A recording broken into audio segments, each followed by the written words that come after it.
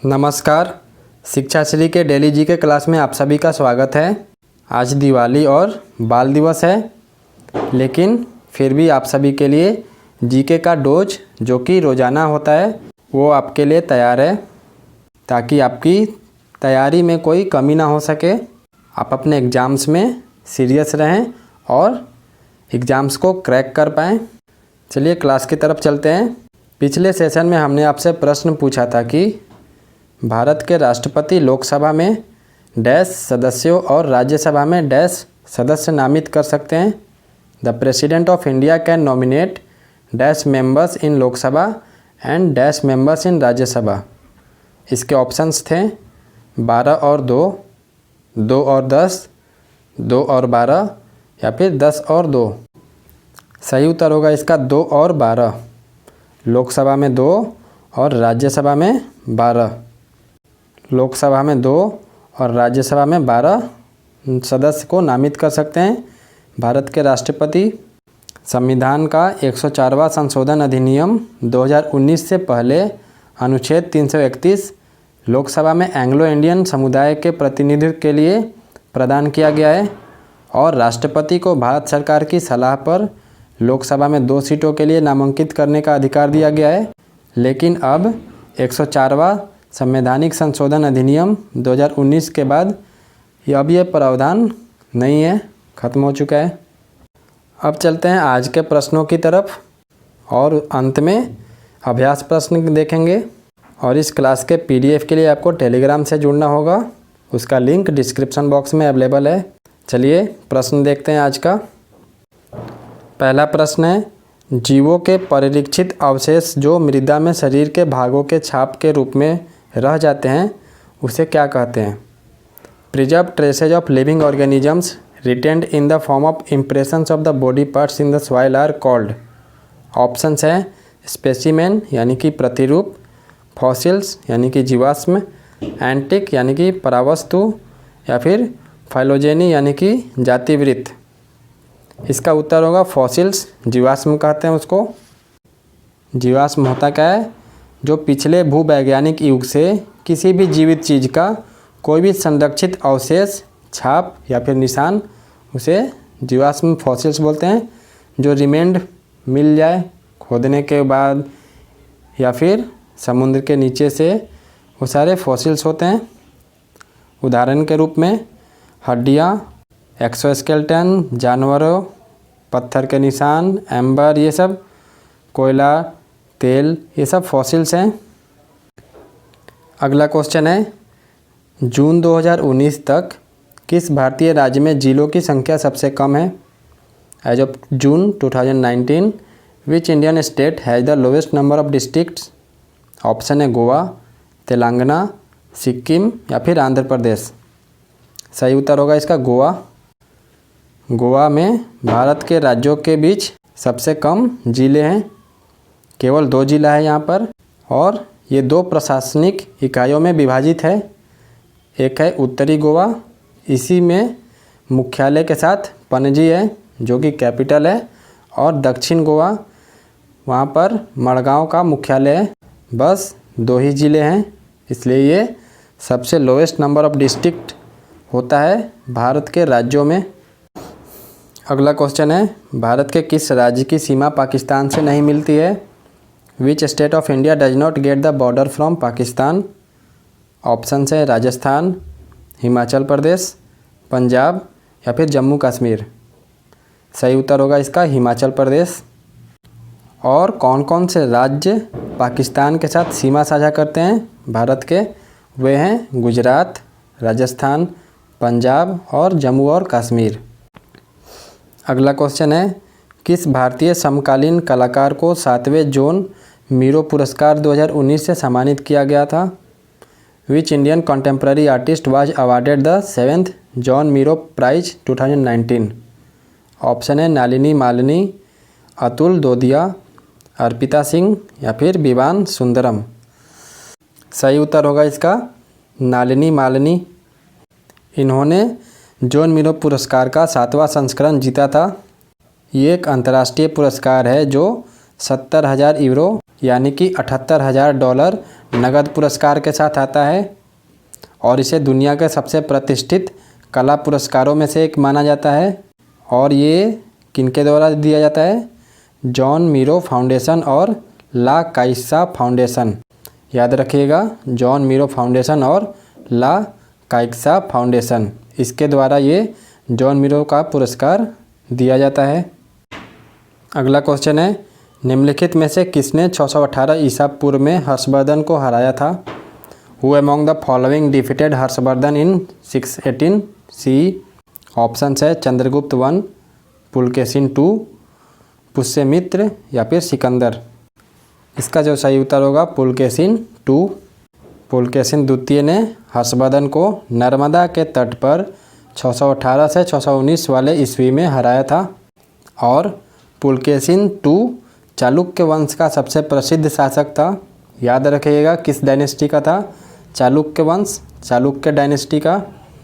और उनके शासनकाल के दौरान ही चालुक्य राज्य का विस्तार प्रायद्वीपीय भारत में अधिकांश डेक्कन के क्षेत्र तक किया गया था। अगला क्वेश्चन है, NIC टेक कॉन्क्लेव 2020 का दूसरा संस्करण 21 से 22 जनवरी 2020 तक डैश में आयोजित किया गया था। The second edition of NIC tech conclave 2020 was held in dash from 21 to 22 January 2020। Option है किस शहर में किया गया था बताना है? कोलकाता, मुंबई, नई दिल्ली या फिर हैदराबाद। सही उत्तर होगा इसका नई दिल्ली। और ये नई दिल्ली के चाणक्यपुरी में जो प्रवासी भारतीय केंद्र है वहाँ पर आयोजित किया गया था। और इस कॉन्क्लेव का थीम क्या था? Technologies for next gen governance. दोबारा रिपीट कर रहे हैं, थीम था technologies for next gen governance. अगला क्वेश्चन है, डिफेंस एक्सपो इंडिया 2020 का 11वां द्विवार्षीय संस्करण 5 से 8 फरवरी 2020 तक डैश में आयोजित किया गया था। यहाँ पर मिसप्रिंट हो गया है, गया था। The 11th biennial edition of defence expo India 2020 was held from 5 to 8 February 2020 in. Option हैं लखनऊ उत्तर प्रदेश, चेन्नई तमिलनाडु, बेंगलुरु कर्नाटक या फिर गुवाहाटी असम। सही उत्तर होगा लखनऊ उत्तर प्रदेश। 11वां द्विवार्षीय संस्करण लखनऊ में किया गया था 5 से 8 फरवरी तक। और थीम क्या था? थीम बहुत ही इम्पोर्टेंट है, अधिकतर क्वेश्चंस थीम बेस्ड आते हैं तो आपको ये थीम याद रखना होगा। थीम इसका था India the emerging defence manufacturing hub. दोबारा रिपीट कर रहे हैं, India the emerging defence manufacturing hub. ये थीम था डिफेंस एक्सपो इंडिया 2020 का, जो कि लखनऊ में आयोजित किया गया था।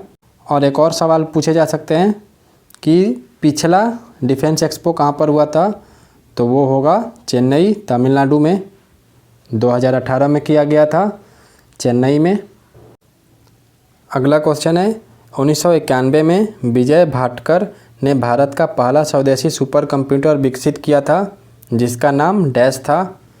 इन 1991 India's first indigenous super computer named dash was developed by Vijay Bhatkar. Option है प्रयास 3000, प्रयोग 2000, परम 8000 या फिर प्रगति 5000। सही उत्तर होगा इसका परम 8000, परम 8000। और इसका सबसे पहले अनावरण यानी कि अनवेल कब हुआ था? 1991 में डॉक्टर विजय भाटकर ने इसे विकसित किया था। और ये पुणे भारत में centre for development of advance computing यानी कि CDEC द्वारा डिजाइन और असेंबल किया गया था। और जो लेटेस्ट मशीन है इसके सीरीज में वो कौन सा है? परम ब्रह्मा। परम PARAM, ब्रह्मा BRAHMA। ये सारे पूछे जाते हैं। लेटेस्ट सीरीज कौन सा है? तो परम ब्रह्मा। अगला क्वेश्चन है, निम्नलिखित में से कौन सी झील भारत की सबसे बड़ी मानव निर्मित झील है? Which of the following lakes is the largest man made lake in India? Options हैं महाराणा प्रताप सागर, गोविंद बल्लभ पंत सागर, राजमंद झील या फिर ढेबर झील? सही उत्तर होगा इसका गोविंद बल्लभ पंत सागर। ये भारत की सबसे बड़ी कृत्रिम झील है और इसे रिहांद बांध के नाम से भी जाना जाता है, जो कि भारत का सबसे बड़ा बांध है और उत्तर प्रदेश में सोनभद्र जिले के पिपरी में स्थित है ये। और इसका निर्माण 1954 से 1962 की अवधि के दौरान किया गया था। ये सारे पॉइंट्स इम्पॉर्टेंट है। और आज का लास्ट क्वेश्चन, उसके बाद आप सभी के लिए रोज़ाना की तरह अभ्यास प्रश्न, जो कि आपको कमेंट सेक्शन में बताना है। अंतिम प्रश्न है, AIX is the operating system of which company? AIX किस कंपनी का ऑपरेटिंग सिस्टम है? ऑप्शंस हैं एप्पल, माइक्रोसॉफ्ट, इन्फोसिस या फिर TCS।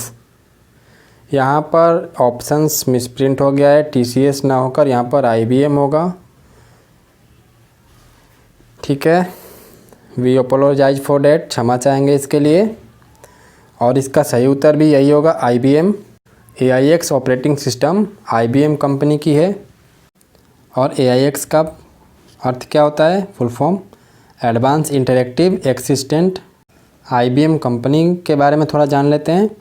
IBM कंपनी का फुल फॉर्म क्या है? International business machine corporation. ये एक अमेरिकी बहुराष्ट्रीय सूचना प्रौद्योगिकी कंपनी है, यानी कि इंफॉर्मेशन टेक्नोलॉजी IT कंपनी है। और इसका मुख्यालय आर्मोंक न्यूयॉर्क में है। और इसका गठन कब हुआ था? 16 जून 1911 को। ठीक है, अब चलते हैं आज के अभ्यास प्रश्न की तरफ। अभ्यास प्रश्न है, निम्नलिखित उच्च न्यायालयों में से कौन सा क्षेत्राधिकार केंद्र शासित प्रदेश लक्षद्वीप को शामिल करता है?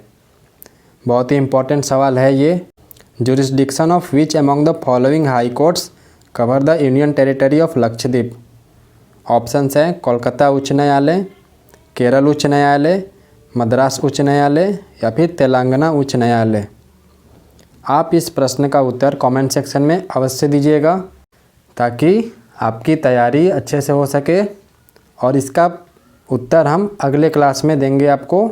तो तब तक आप लोग ज़्यादा से ज़्यादा देखें, उत्तर दें और फैलाएं, शेयर करें अपने दोस्तों में। मिलते हैं अगले क्लास में। शुभ दीपावली, खुश रहें, स्वस्थ रहें। धन्यवाद। जय हिंद, जय भारत।